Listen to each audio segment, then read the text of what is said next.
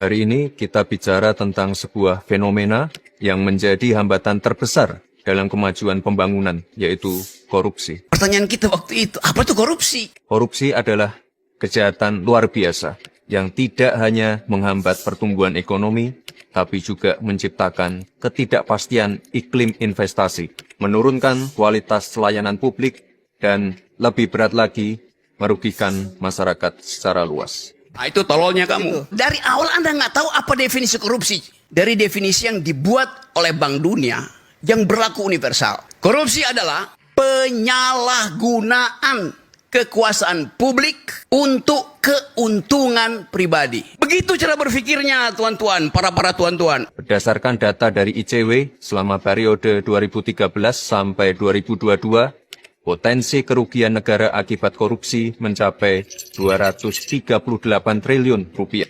Dan berdasarkan kasus yang ditangani kejaksaan, potensi kerugian negara akibat korupsi di tahun 2024 mencapai 310 triliun rupiah. Korupsi Pertamina ada Jokowi, korupsi timah ada Jokowi, korupsi laptop ada Jokowi, korupsi haji ada Jokowi, dan sekarang korupsi satelit pertahanan ada Jokowi.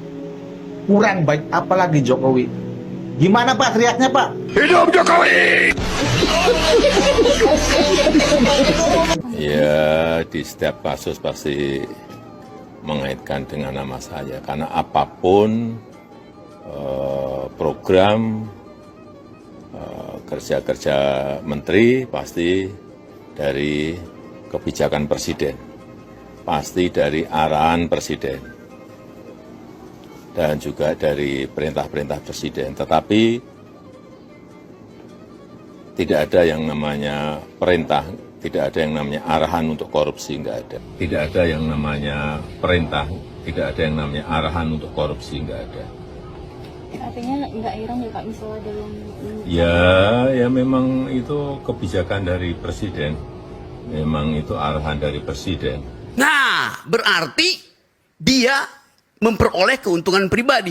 Maka masuklah definisi itu lengkap. Karena definisinya adalah korupsi, penyalahgunaan kekuasaan publik untuk keuntungan pribadi. Presiden mengintervensi. Kenapa? Karena presiden surplus kekuasaan.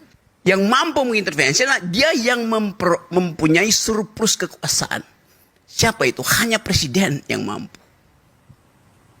Dia sudah ditangkap Jokowi. Karena dia menyalahgunakan jabatan publiknya untuk berbuat jahat. Sama logikanya. Pengembalian aset negara yang dikorupsi sangat sulit untuk dilakukan. Dan lebih dari 90% menguap begitu saja. Bahkan justru tetap bisa dinikmati oleh pelaku dan kerabat pelaku. Kenapa sih kasus korupsi itu selalu menyebutkan nama Jokowi, tapi tidak pernah diperiksa? Ada apa dengan Kejaksaan Agung? Contoh kasus ini. Nadiem Makarim sebut nama Jokowi di sidang Chromebook. Ada Jokowinya. Kasus impor gula, Tom Lembong ada juga. Karena Tom Lembong juga mengatakan ini. Berarti apakah termasuk mengimpor gula tersebut adalah bagian dari instruksi Presiden Jokowi?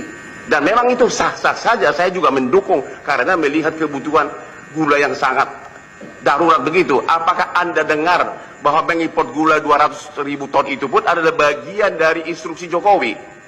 Saya rasa benar. Saya rasa iya. Kok Bapak Irjen Pol kenapa nggak protes? Kenapa hanya Tom Lembong yang jadi terdakwa? Kenapa nggak Pak Jokowi? Kan dia yang kasih instruksi. Bansos COVID-19, Julian Batubara. Kader PDIP sekaligus mantan menteri. Itu ada Jokowinya juga. Kasus BTS, Johnny G. Plate, ada nyebutin Jokowi.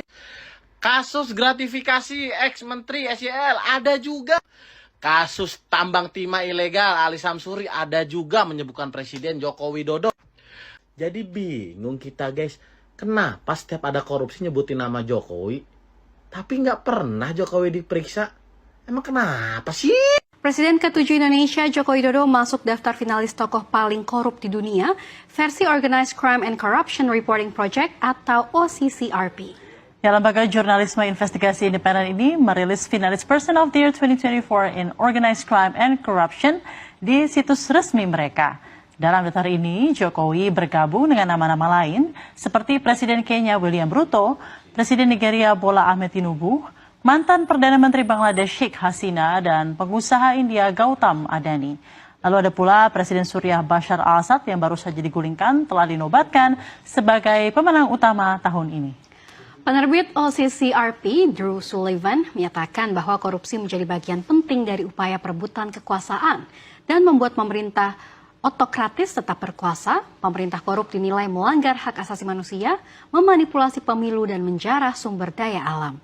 Hingga kini belum ada pernyataan resmi dari Jokowi terkait pencantuman namanya dalam daftar ini. Dalam perkara kasus besar, ada Jokowi. Dalam kasus korupsi Pertamina, ada Jokowi. Dalam kasus korupsi Kerumbuk, ada nama Jokowi. Dalam korupsi Kota Haji, ada juga nama Jokowi. Dalam korupsi Timah, ada pula nama Jokowi. Woi, kapan dipanggil orang itu? Gini ya, dalam kasus korupsi, seharusnya nama yang muncul dalam proses hukum, mulai dari penyelidikan, penyidikan, sampai dalam tahapan persidangan, seharusnya nama yang disebutkan dipanggil untuk dimintai keterangan dan kesaksian hukum. Tetapi kenapa dalam kasus korupsi yang menyebut nama Jokowi, yang bersangkutan tidak dihadirkan untuk memberikan tanggapan apapun, keterangan apapun, atau kesaksian apapun? Bukankah Jokowi sudah menjadi rakyat biasa yang sudah tidak memiliki imunitas hukum, toh? Woi, Pak Prabowo, masih ingat dengan pidato kampanye sendiri kan? Katanya mau menangkap koruptor sampai Antartika. No, Jokowi dekat di Solo. Kalau nggak mau nangkep, suruh kek beri keterangan atau suruh beri kesaksian kek. Lu takut sama Jokowi? Atau para APH emang diminta diam kalau sudah nyebut nama Jokowi?